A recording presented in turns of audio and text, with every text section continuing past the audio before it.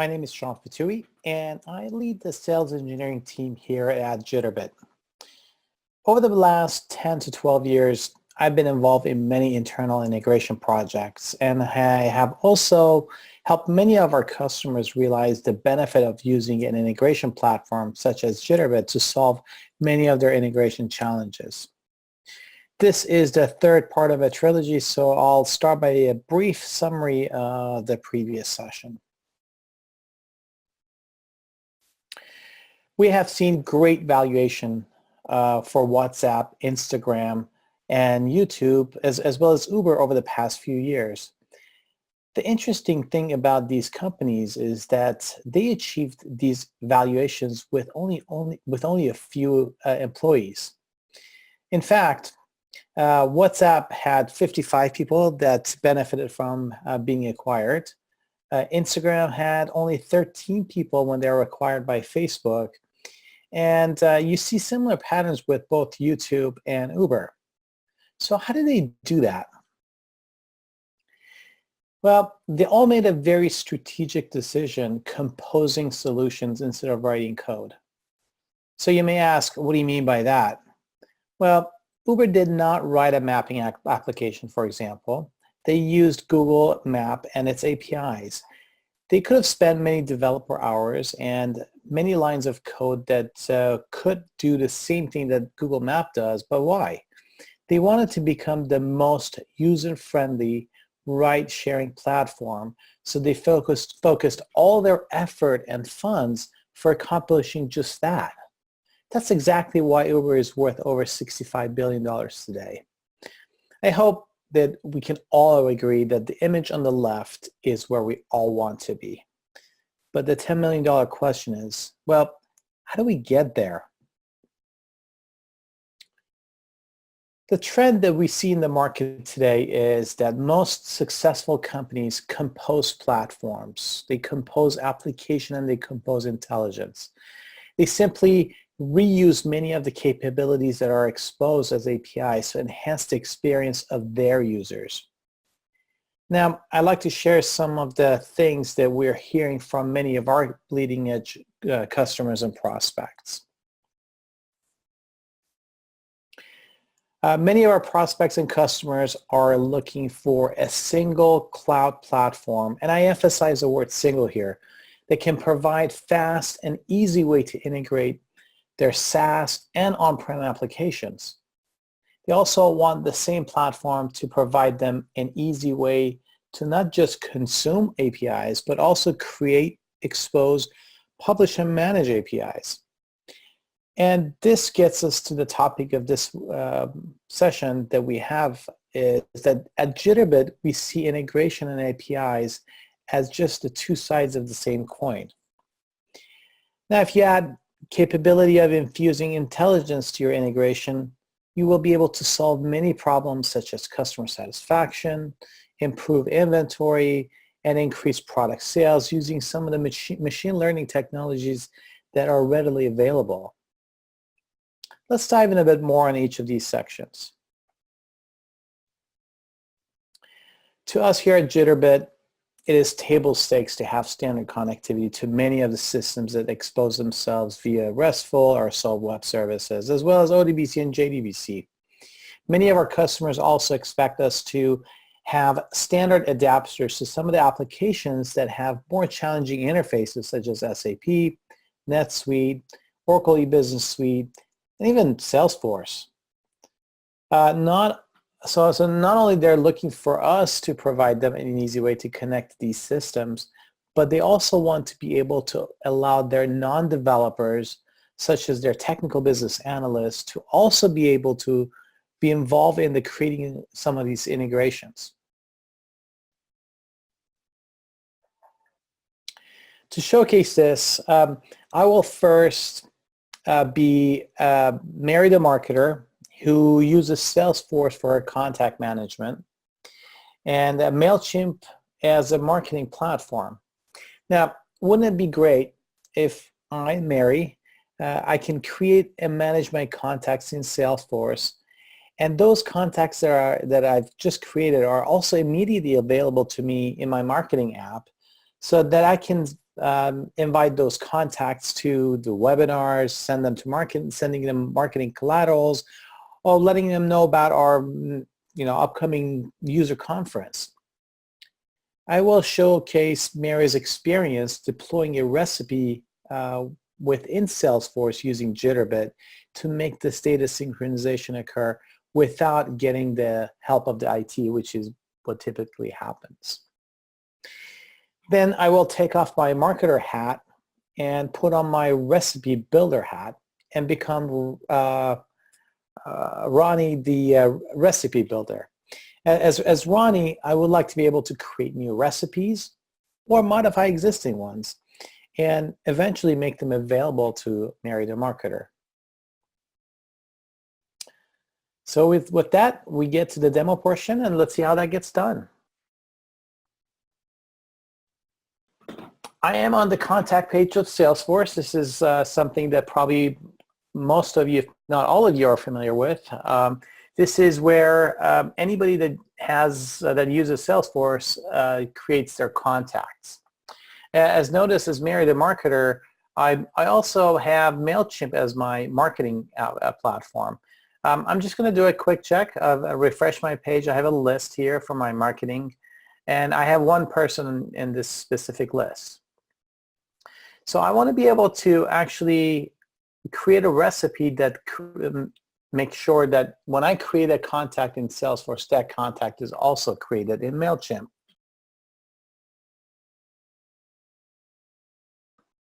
And this recipe is real-time contact synchronization between Salesforce and MailChimp. As a user, as a marketer who is not technical, all I really need to do is answer some very basic questions. This recipe that was created for me by a recipe developer, gives me a quick description of what this recipe does. It provides me the ability to enter my username, password, and security token, and quickly test, make sure that I can connect properly. I can provide some MailChimp information, such as what list I want to add this to and what filters. I can quickly test to make sure that I can connect to MailChimp.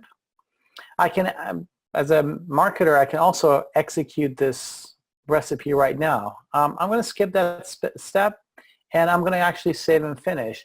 And just like that, we've deployed a recipe that makes that integration happen between Salesforce and MailChimp. So I'm going to go back to my contacts page. I'm going to actually create a new contact.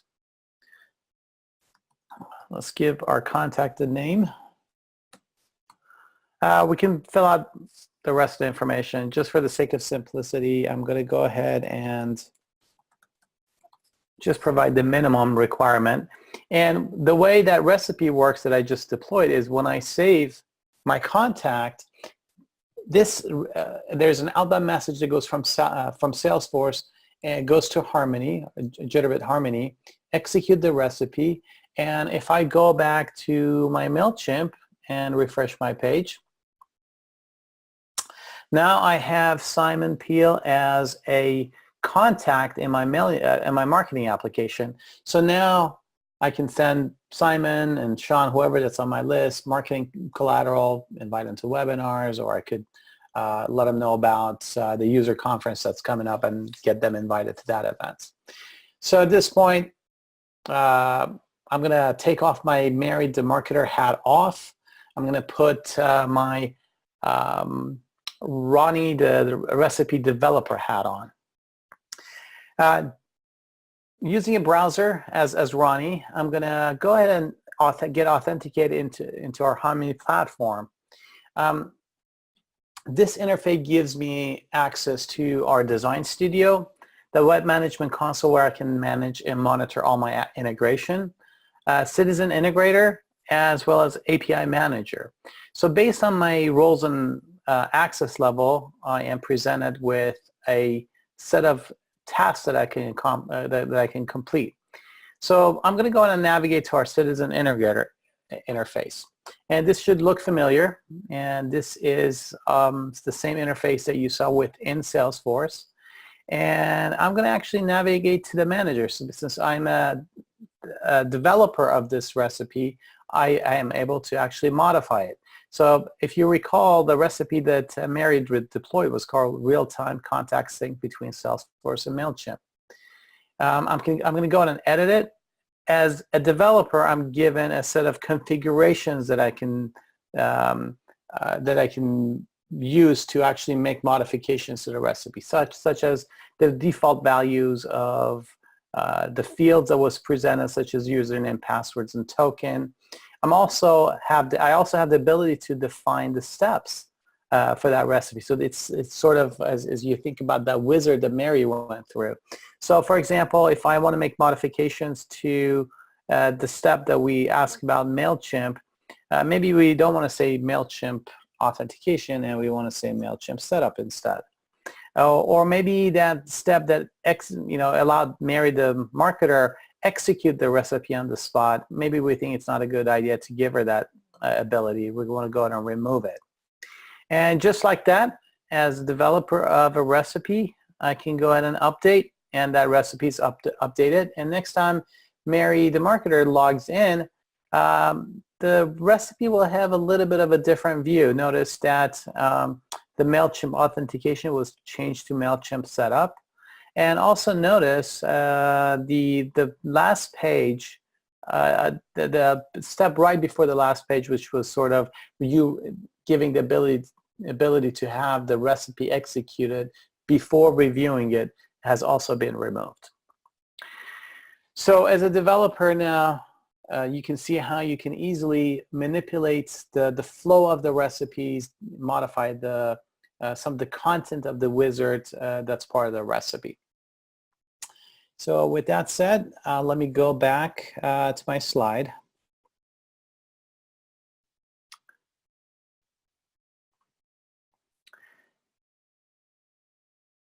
So now that we saw how you can deploy recipes, and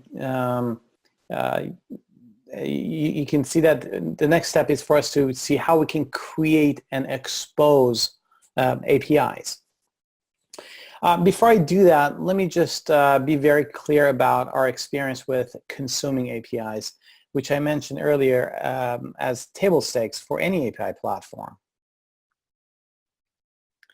Nowadays, you're not even remotely considered a modern application unless you provide a standard way of having other systems interact and communicate with you via APIs. Jitterbit Harmony provides both REST and SOAP adapters that allow you to easily connect and automate many business processes between these modern applications. With over a decade of experience, we've helped many of our customers integrate these applications, and frankly, again, as I mentioned earlier, we consider API consumption yet another table stake for our platform. Where we see many folks struggle is the creation and publishing APIs. Basically, there is a path you can go that you say, okay, I'm going to hire a bunch of developers and we can do this by just writing a lot of code. But that just goes back to the earlier slide where you saw that it was just, instead of composing, and now we were continually writing code, which is hard to maintain.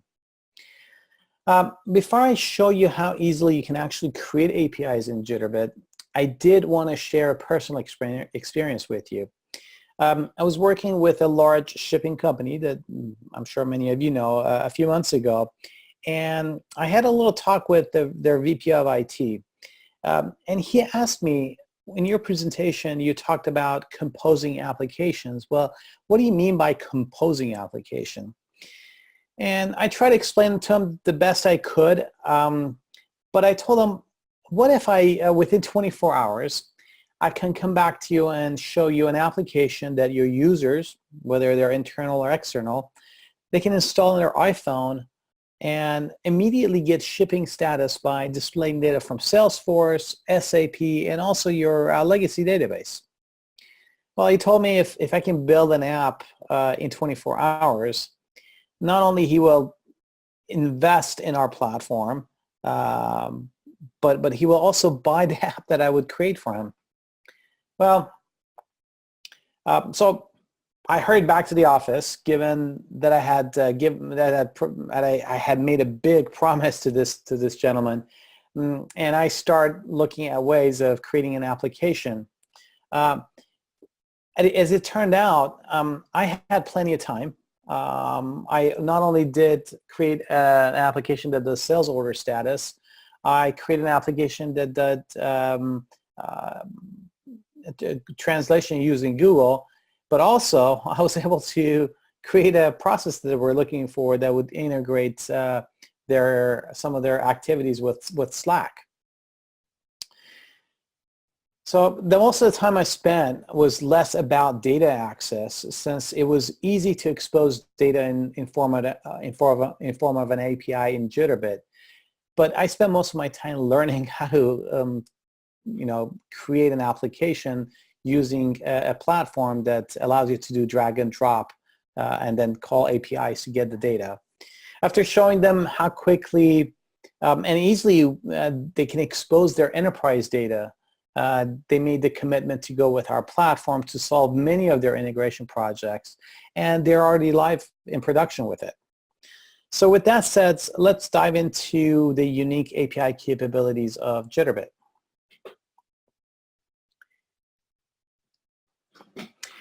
So this is Jitterbit's Designer Studio. This is where you create all your integrations. There's a concept of operations. By the way, this gets installed either on a Windows or a PC. We are coming up with a web version of this in the coming weeks, so stay tuned for that.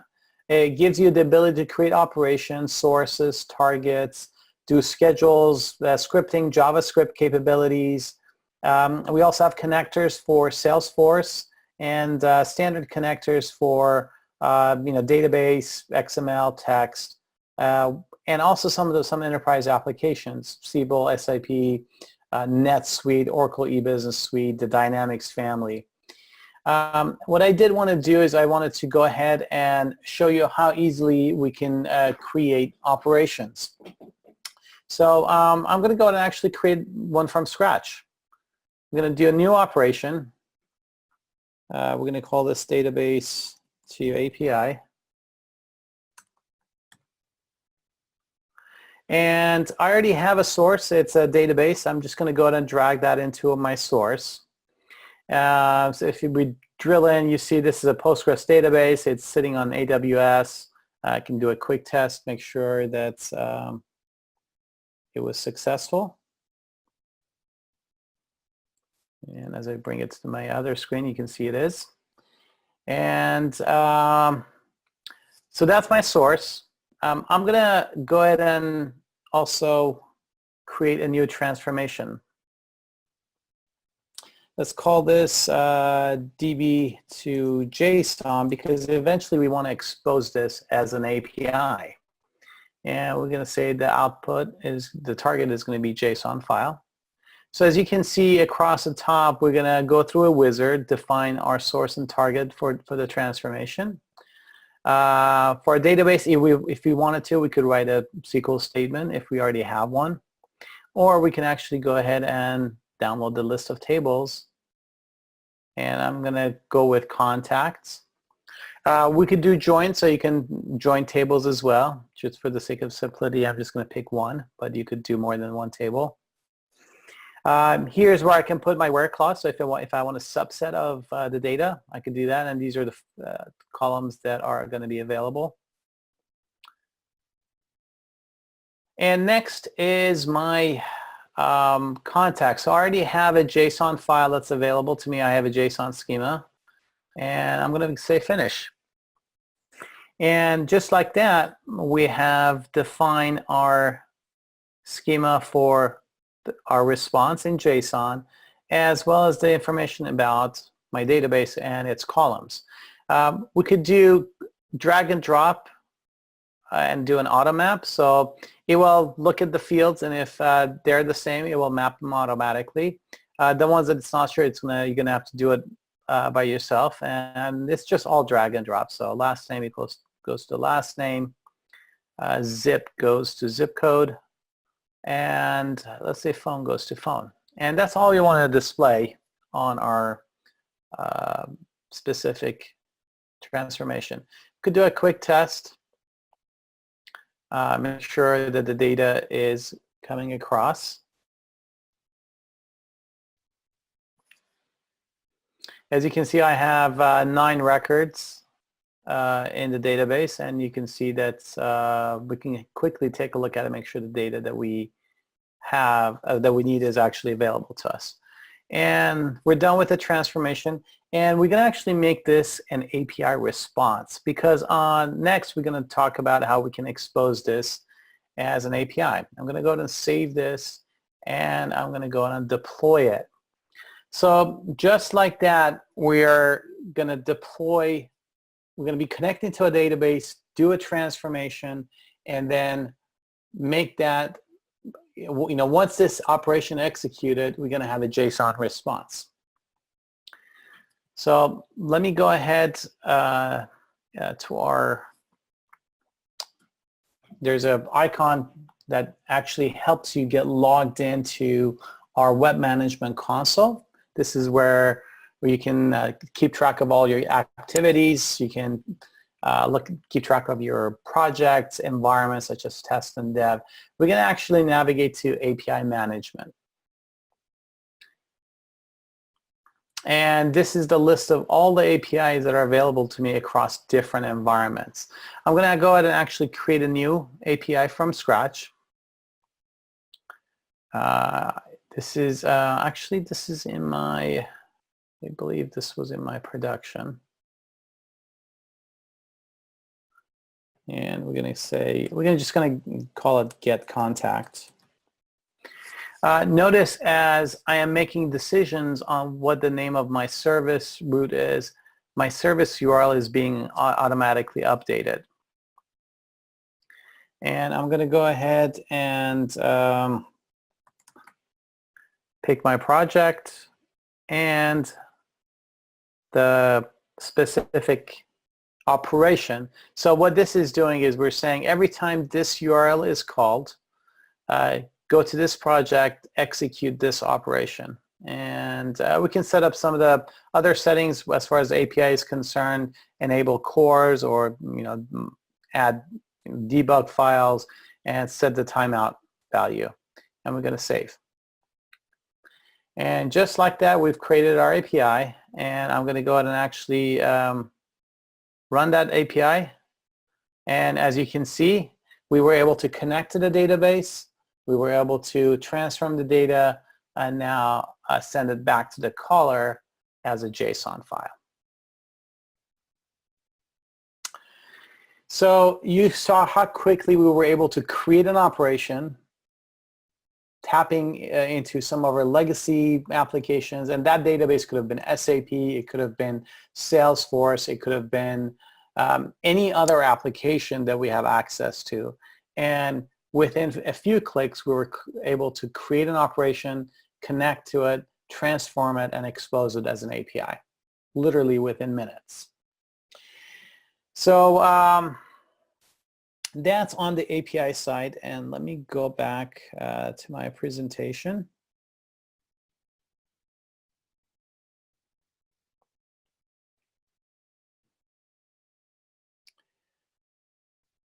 Finally, let's see how we can infuse some machine learning or artificial intelligence in our APIs and integration scenarios.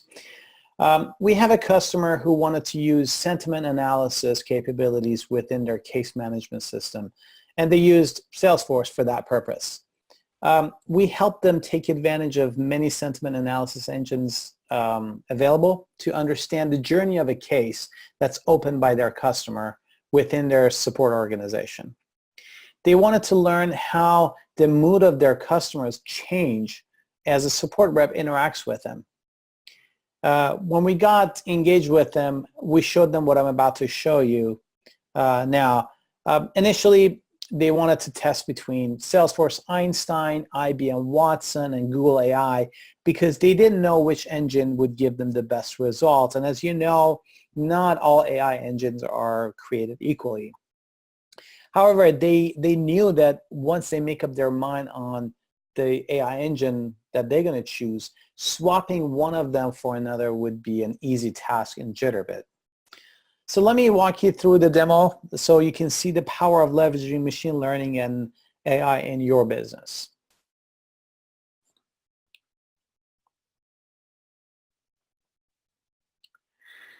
For that, we're going to go and actually look at create a case. Let's go ahead and actually create a case from scratch. I'm going to go ahead and use myself as a contact. Let me just pick one of the accounts that we have, and let's say this is a phone call. So I'm a sales rep, and somebody calls me, and I'm just tracking this specific case. So we open up a case. Now we give the opportunity for our customers to make case comments as they interact with us. So now I'm playing the role of a customer who seems to be unhappy with the support he's getting. So I'm going to put something like,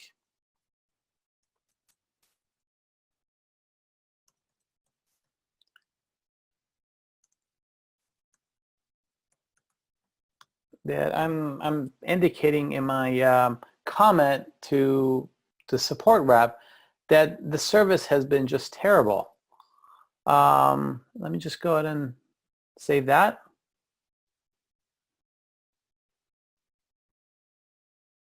As now you can see, we have a sentiment for this specific comment. Einstein gave us a 90.7% negative. And you can see that sentiment analysis by Watson gave us 62.5 points for angry, 42.6 for disgust. And as you can see also, Google AI was pretty negative. Their sentiment analysis goes from -1 to +1. So if this customer goes through the journey of getting their issue resolved, we hope that we get positive interaction. So great support.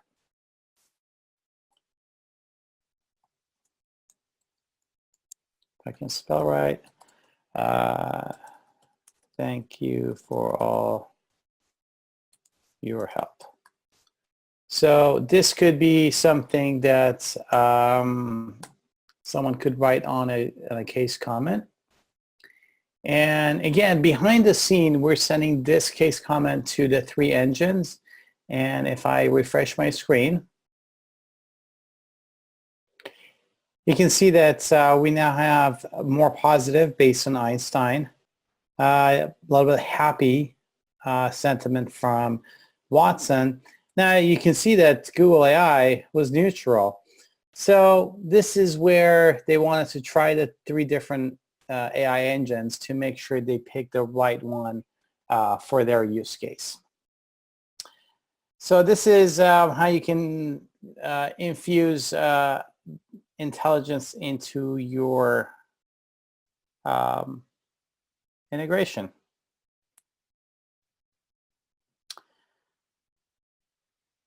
So the power of having a single born in the cloud integration platform is why we here at Jitterbit think that integration and API are simply 2 sides of the same coin. When you also can easily leverage artificial intelligence with your integration and APIs, that's when you can really solve many challenging problems very quickly by composing solutions.